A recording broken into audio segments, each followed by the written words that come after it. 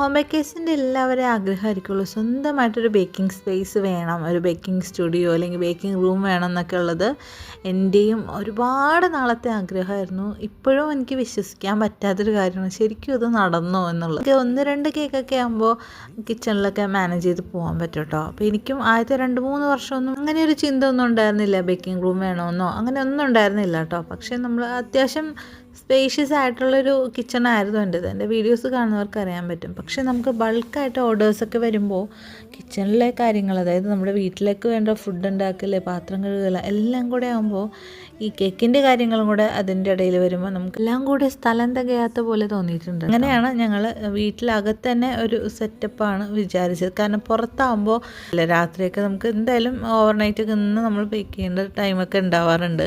അപ്പോൾ അതുകൊണ്ടാകുമ്പോൾ ആരെങ്കിലുമൊക്കെ കൂട്ടിരിക്കേണ്ടി വരും.